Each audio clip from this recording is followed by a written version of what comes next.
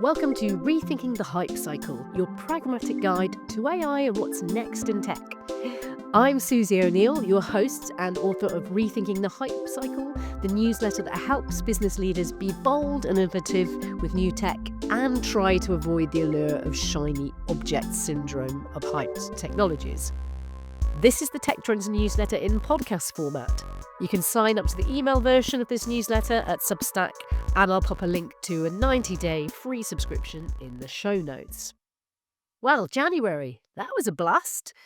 Weird times in the world, and not particularly weird in a good way. The uncertainty, particularly with US aggressive geopolitics, inevitably having an impact on businesses. You may be concerned about radical uncertainty and how this and emerging AI and automation trends should or could impact your jobs and business. But don't fear, my friends. I'm here with some practical advice. In this podcast, I spell out the trends that you really need to know about to cut through the noise and practical tips to see what to do next. Sounds good? Coming up in this issue, reality shifts, how tech policy is shaping the new worldview. For these unprecedented as usual times, you need a plan B. On to the trends. AI and frontier tech trends. 2025, the year in LLMs review from Simon Wilson's is worth a read in the newsletter. In my own practice, I've seen that chatbots have moved from conversational through to bona fide collaborators, although we do see that hallucinations still embedded in the way that LLMs work. But we are starting to see and understand context depending on how much data is fed into your chats. Larger context windows, that means chatbots understand more of what you're trying to do with you right having to explain it. I think we might be at the end of prompt engineering in LLMs, where we have to copy and paste or extemporize on what we want, but we can actually just say, I want this in this way. So perhaps we're going to see an even bigger shift into 2026. No doubt there will be more big announcements of new models and new launches. Check out Simon's review. Tech leaders go dark in Minnesota. The horrifying murders of citizen Renee Good in Minnesota and the state's invasion by ICE has seen a muted response from corporate leaders. And that's just streets away from where George Floyd was killed, sparking the Black Lives Matters international movement. But this time the political climate has shifted to a fear of speaking out against the state. And it's the tech workers, not the CEOs, that are leading the protest. A voice I'd really recommend you checking out is Deborah Carver. She's, as I know her, an expert in content strategy and how to deal with content in the digital transformation and AI age. But she's also a resident of the Twin Cities and has written very passionately on her LinkedIn channel and her newsletter about why is not the time for business unusual. And those who are in a position of influence, and it might be people who have a following or a newsletter, should speak out about the injustices they're seeing because they are impacting business as usual because they're impacting the lives of people in state. The AI doctor will see you now. General large language models are helpful, but the real business growth that we've seen has been in specific verticals. So OpenAI launched a full government version. Claude have got different versions out there, but both Claude and OpenAI launched in the last month imprints specifically for the healthcare sector.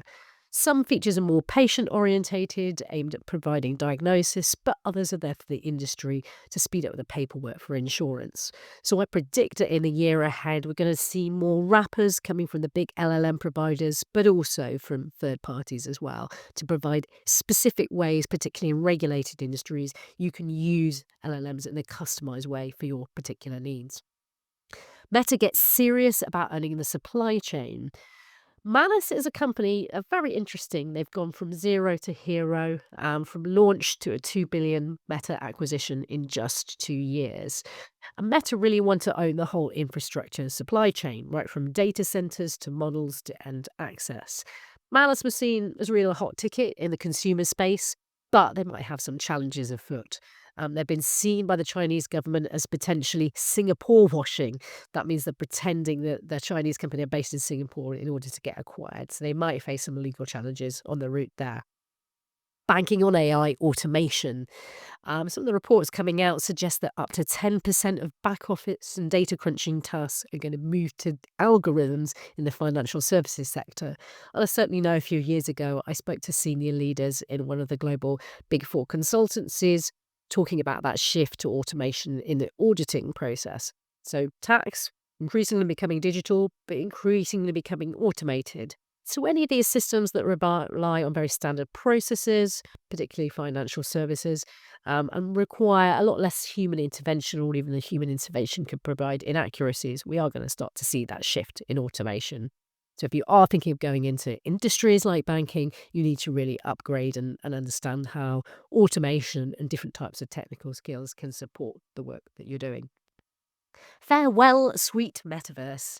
Sadly, 2026 is not shaping out to be the year of VR once again. The start of the year has launched Meta announcing 1,500 job cuts in its Reality Labs division, and it's refocusing more of those efforts on AR wearable glasses. Now, that's a big deal because Mark Zuckerberg made a big stance about renaming the whole of his business empire Meta and saw the future. In around 2021, I were producing a podcast about tech trends, and we talked about whether the metaverse was just hype or reality. And James Watley, my expert at the time, really felt that it was an overhyped technology, just exaggerating the core technologies of online gaming. So we haven't seen the metaverse. We're not come to life. We're not all living in these virtual worlds and spaces. We haven't seen VR goggles really taking off. Apple have also cut their 4,000 ouch dollar headset has stopped production. There just aren't enough people to sustain the development cycles of these niche and sometimes expensive technologies. But what we are seeing is that this type of technology, what's called augmented reality, particularly with Meta's new glasses, moving into the real world spaces. So they could take some of the forms that VR goggles were in terms of providing structured business training, but we are starting to see risks. And there were examples last year of people hacking Meta's glasses. So instead of seeing that flashing red light showing that the person wearing the glasses was recording you, they were hacking it to switch that off. So we should start to see potentially some more privacy risks creeping in. Some of you who might be old enough to remember the glass hole phenomenon. That was Google's glasses, which were well ahead of their time in presenting like ordinary glasses that were fashion based but had augmented reality layers. But we're starting to finally see that technology come to fruition. Water cooler, the Barbie and bluster in AI hype. Is it inevitable that AI chatbots are going to become pay to play? There's been two recurring questions circling like funereal moths around the moon during 2025. Firstly, how can I get my brand mentioned in AI chats? And secondly, when will OpenAI become finally profitable? We have an obvious answer on the table. ChatGPT have announced paid advertising. Now, they say it will be like church and state that we see in newspaper advertising, and those who are paying for advertising can't influence the results from AI chat. But the reality is, I see a state of what Cory Doctorow would call enshittification brewing. A very interesting announcement this week is ChatGPT Go. It's a lighter weight version of the premium subscription, which was around $20. And this one is around $8. So it doesn't have some of those integrated project features, but it does have more data and bandwidth. So we could start to see this freemium bundle emerging. You don't want to pay for the product, you get a bit of it for free. You don't want to have adverts, you pay a little bit and get more of the product and more access. You want advanced features right through from small business up to enterprise, you pay a bit more for that. And this becomes a sustainable pathway for a business like OpenAI to succeed. And more importantly, it helps build capacity because everybody's got a free tier now that they can feel confident that they can use. Google casts a shady overview. Googling yourself has always thrown up some wrong attribution horrors, and I should know that as somebody who does a lot of electronic music. Think about Ian Watkins, the great singer from Steps. Did get confused with a slightly more unsavoury Ian Watkins in the music industry, but sadly, wannabe Prime Minister Nigel Farage didn't get the memo, and you should check out his cameo about Ian Watkins.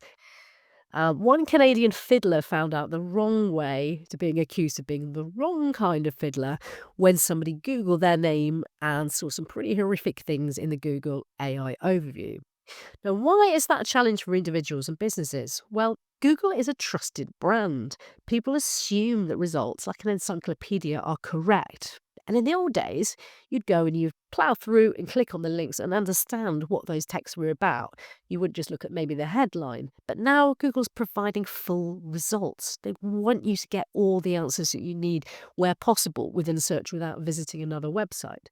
So the problem with that is we're starting to see misinformation appearing. The interpretation of data and information is a thorny subject for experts at the best. When automation is just pulling together answers and aggregating, it's highly error prone. So we might start to see legal cases even appearing. AI transcript causes Coptic crowkit. This was a weird one. So the firm that makes tasers are also selling report automation software for police forces and it compiles what's seen on the body cam footage, which isn't always super reliable, and creates transcripts between that and the voiceover seen through police reports. And this one, it produced a report that claimed the officer was transformed into a frog. So check your transcripts, folks. Don't start publishing reports that just come out of the ether. But also, some of these niche specific AI and automation tools are not necessarily proving to be any more reliable than the general ones. Tech regulation, data security, and brand safety. Cutie porn is giving regulators the zitters. So you do wonder how far the broligarchy, that's the tech oligarchy, is prepared to go.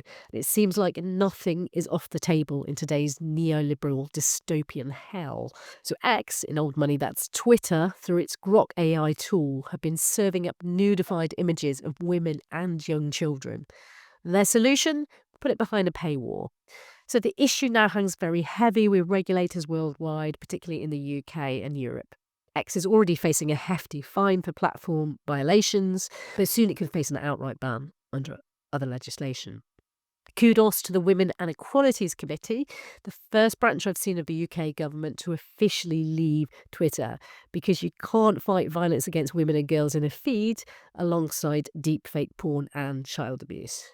But failing to safeguard women and children is a line that many conservatives in the States and worldwide may not be willing to cross in the name of free speech.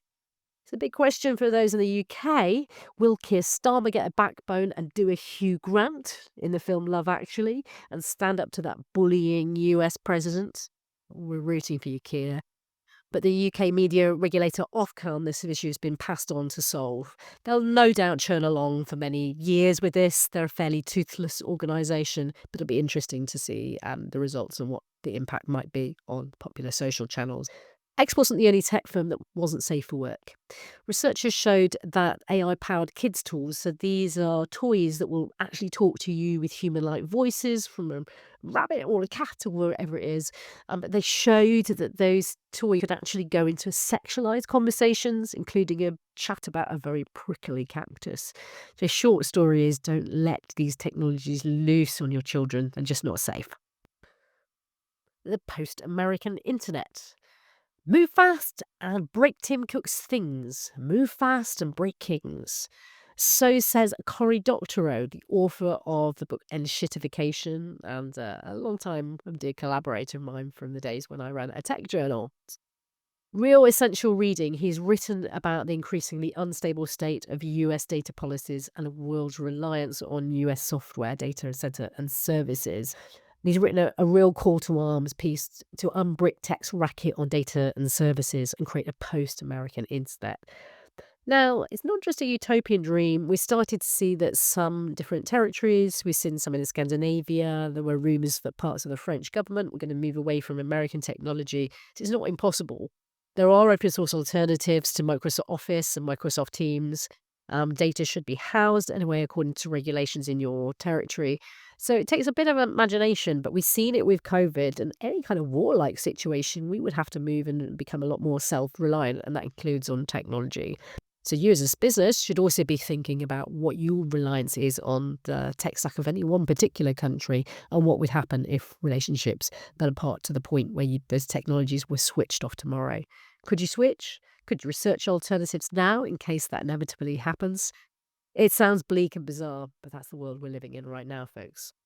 Don't Break My Heart, or Drone, or car.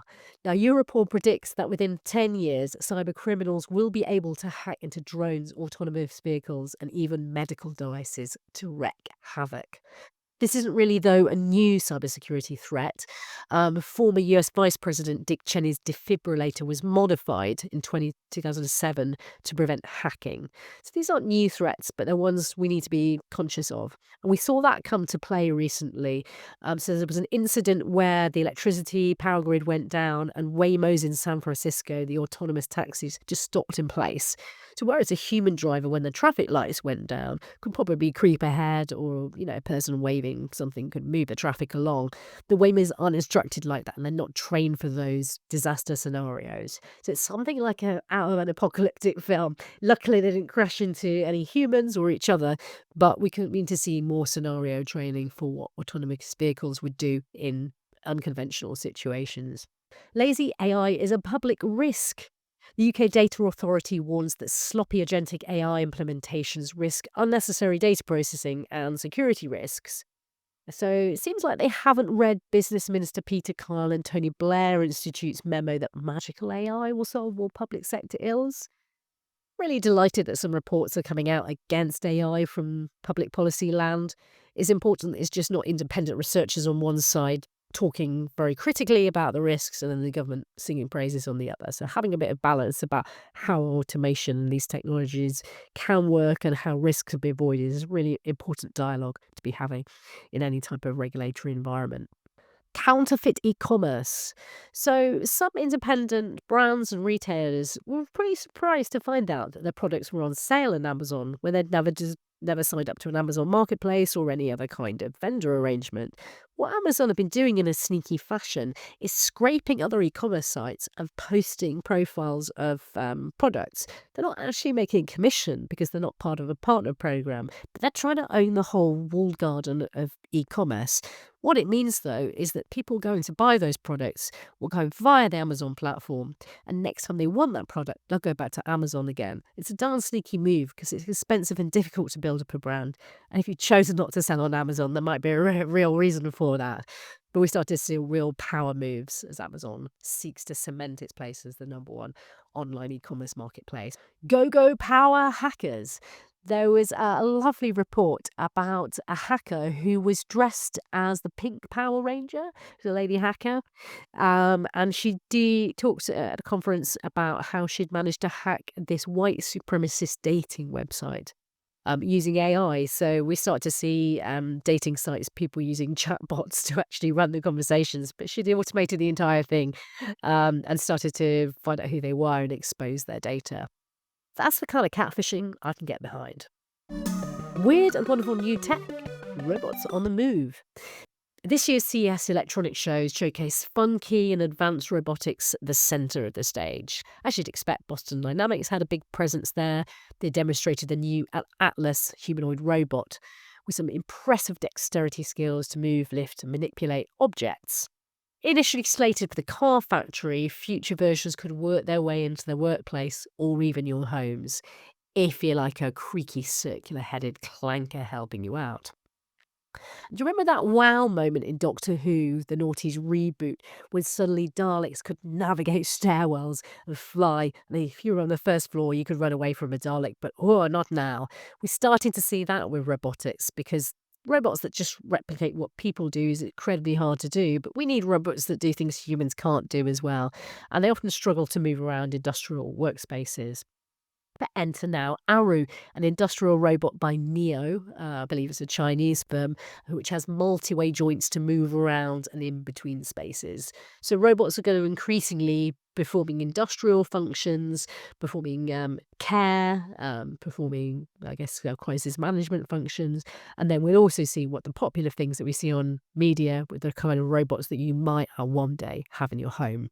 I personally think it's a smokescreen. It's very hard to get a robot to do anything particularly effective at the moment. Though I did hear some podcasters talking about CES about just how slow the robots are. They take a very long time to fold a sheet or put something in a dishwasher. But the technologies are starting to embed now. And of course, speed will become part of that when they learn how to manipulate objects in a human-like fashion. Thunderbirds in space. When the International Space Station goes out of service in 5 years' time, the private space industry needs to step up and lead the innovation charge. One idea I love is called Thunderbird. It's an inflatable space station that opens in orbit instead of being flown up in parts. This could be a real life transformer. Tesla's predictions about 2026 were scarily accurate. I love the polymath inventor Nikolai Tesla. He was even a character in a stage show I did called Totally Wired, The Weird and Wonderful Story of Electronic Music. And he wasn't just decades ahead of his time in terms of thinking and innovation, he was perhaps a whole century. So in 1926, he predicted a world of instant international communications. Very true. That would lead to harmony between the world's races. Not quite right there, Tesla. He believed that educated women would startle us with their progress. Yay, Tesla. But he was a little bit critical about women, and he thought that these ambitious women would try to restructure society in the form of a queen bee and hive. Pretty bizarre. But he was very 100% accurate about our relationship with technology and the need for us to shape and control the technology before it controls us. And he said in 1926, we suffer from the derangement of our civilization because we have not yet completely adjusted ourselves in the machine age. The solution of our problems does not lie in destroying, but in mastering the machine. All hail to that. Santa's slopping out. So January saw a big wave of strange things in thrift and charity shops. We started to see a phenomenon of AI slop in e-commerce. So these are products that are just too improbable. The photos are weird and wacky, like a 3D sweater of a cat. There was a Tiffany lamp in the shape of a Scotty dog. But these products, when they arrive, it's like, ordering your boyfriend off Wish. When it arrives, it's very shrinkled, much smaller, and less impressive than the photo that you saw online. If it seems too good to be true, and there's an AI component, it probably is. AI training and business use cases. Now, it turns out that we don't actually want faster horses. Industrial progress in engine development was slow and steady, but the use of horses in the 19th century suddenly dropped off a cliff. That's the use of horses, not the horses themselves, was a crucial point in technology development and uptake was reached. So perhaps we might see that sudden growth when things become really usable, really a lot better, and a majority intake. That could happen when we start to see a flip towards the use of AI and removing other legacy technologies from the mix. How to Say 100 Homers. It was a very neat analogy produced by Chris Weston recently. The AI is like giving you 100 homers. They're kind of helpful and they're a pair of hands that can do certain things. But you need competence, you need context, and you need time and training to really be able to nurture them if these AI agents are going to be able to serve you and your needs. And it did remind me also of a piece that David Cox from IBM said that advanced AI gives you 200 PhDs. Now, he actually has about 200 PhDs working for him. And you really need that organizational structure and domain knowledge to get the most out of that brain power and to be able to structure it in a direction to be useful and not chaos. Welcome to your office pet. Agencies famously like to show off their cool workspaces. It used to be bean bags, and then it was table football, and now it's like a breakfast bar with lovely coffee. But what if it's really the human connection that keeps people engaged and showing up at work? Workplace culture expert Julia Hobsbawm talks about why we need a pet. That means privacy, empathy, and trust at work. And we need that way more than fancy coffee. What to do now and next? First, prepare for a post-American technology. Organisations dependent on US-based cloud services face digital sovereignty and continuity risks should the bleak political situation further escalate. Consider how you could diversify infrastructure across different providers and geographies. And consider open source alternatives for essential business functions. It's not about favouring one country or technology over another. This is about resilience planning, and it's sadly necessary in these unprecedented times. Number 2, plan for the AI augmented worker. European banks talking about a 10% cut, and that signals the automation wave that's coming for those back office operations, particularly financial and other professional services. It's time to conduct skills audits, identify tasks for AI adoption, and start to plan how to reskill your teams. Focus on creating tasks for the AI augmented worker, so that's roles that combine judgment with AI capabilities, rather than considering automation as a straight headcount replacement. It's always going to be both working together. Number 3, set out AI governance for public-facing applications. So the UK Data Authority's warning about sloppy agentic AI highlights a big challenge. Before launching customer-facing AI systems, establish governance frameworks covering data processing, security, and human-in-the-loop oversight. Document decision-making processes and keep audit trails. Organisations rushing to roll out AI without proper safeguards or oversight and not considering the risks could face regulatory action and operational failures. The AI told us to do it, I'm afraid, is not a legal or a moral defence. So those were the stories and trends I spotted in the last few weeks, but what did I miss? Do get in touch and sign up to the newsletter at rethinkhypecycle.substack.com. I'll put a link to a 3-month free subscription in the show notes. If you've enjoyed this episode, do sign up on your favourite podcast channel to get future editions and don't miss a thing. And thanks to John Callaghan for his quirky electronic theme tune. Check out his great music in the links in the show notes. I'm Susie O'Neill from Rethinking the Hype Cycle, and until next time, keep it curious.